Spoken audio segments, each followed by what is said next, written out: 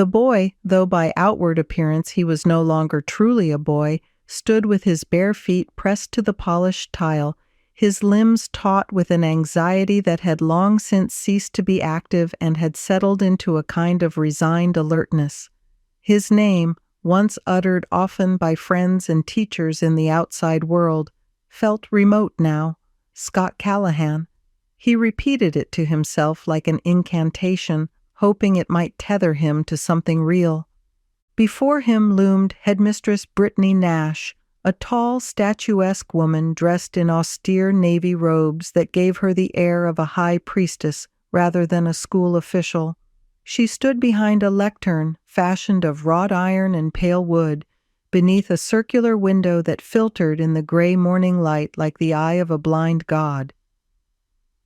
"Welcome," she said without preamble, her voice low, deliberate. "You have arrived at Wolfdale Academy, though you did not choose to come. Make no mistake, choice has been revoked from each of you, for choice, like freedom, is a privilege earned through obedience." The air in the cavernous auditorium, whose vaulted ceiling was held aloft by stone arches in the shape of clasped hands, seemed to constrict. "You are here because somewhere someone failed you," the headmistress continued. "A parent, a school, a society too permissive to correct the burgeoning deviance at its source. Perhaps you smoked, lied, skipped school, or worse, believed yourself above consequence. We are not interested in the origin. We are interested in your reconstruction." Her words slid into the minds of the students like oil into cracks. The others, dozens of them, sat in neat rows, silent, dressed in identical slate-gray uniforms, their faces a palette of fear, defiance, or vacancy. "At Wolfdale," she said, beginning to pace slowly, "we believe discipline does not begin in childhood. It begins before that, in infancy, and thus we return you to that state. Until you prove otherwise, you are not adolescents. You are infants." She stopped. "And infants," she added, drawing out the word as if it were a spell, "do not wear underwear. They wear diapers." There was a pause, a kind of collective spiritual flinch. She reached beneath the lectern and withdrew an object with a ceremonial solemnity, a folded, crinkling rectangle of thick white plastic. "You will all wear these. You will be diapered each morning and changed only with permission. Each diaper will be secured with disciplinary suspenders, which will prevent you from removing them. You will not ask when you may use the toilet. You will not speak unless spoken to. You are no longer authorities in your own bodies." Somewhere, a throat was cleared.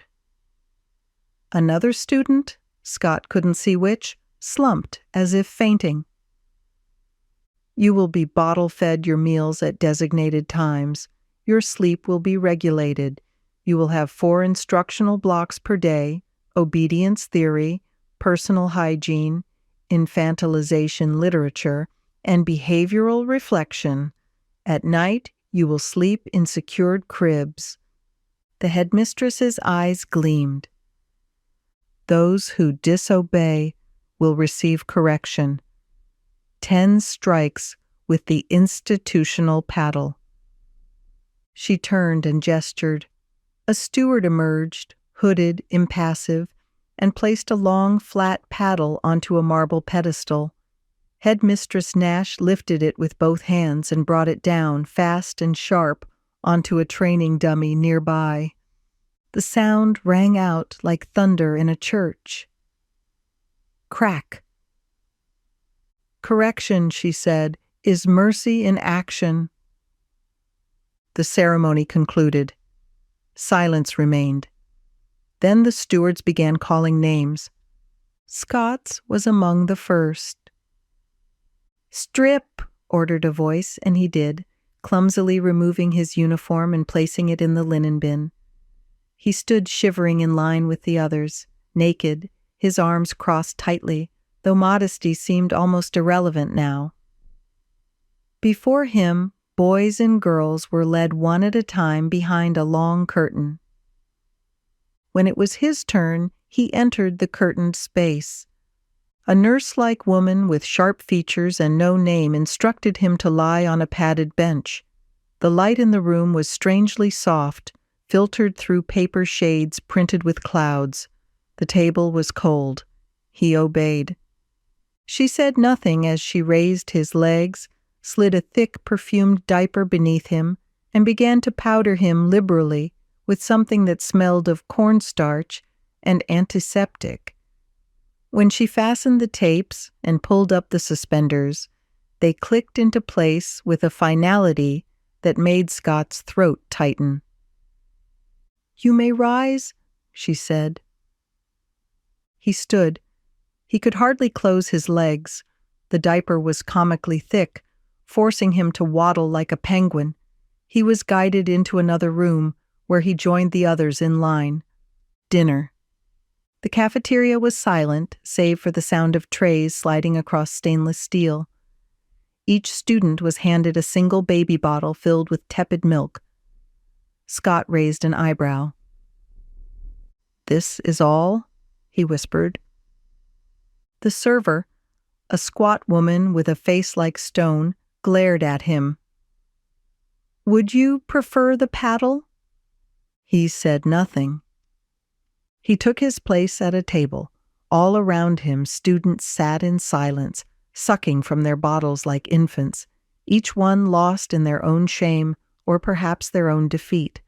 The milk was unpleasant, thin, chalky, and sour, not spoiled, but devoid of anything resembling comfort. As he drank, he tried to trace the path that led him here. A few detentions, a joint passed in a friend's garage, a teacher pushed too far, parents with more money than patience. Now, this. After dinner, they were led, still silent, still waddling, to the dormitory. The hall was long, its walls painted with pastel murals of rainbows and animals, as if designed for children, though the scale was subtly off. At the far end, a great domed room opened, and inside were rows of adult-sized cribs, each labeled with a brass plaque. "Callahan," said a voice. "Crib 8." A crib door opened. He climbed in without resistance. As the bars slid shut with a quiet click, Scott stared upward. The ceiling was painted to resemble a night sky, stars, moons, gentle clouds. It was, in some abstract way, beautiful. He did not know what tomorrow would bring. But Wolfdale Academy had its own calendar, its own laws, and here, within this dreamlike machinery of regression, he was merely a body in a system, infant, student, prisoner. He closed his eyes. The dream had begun.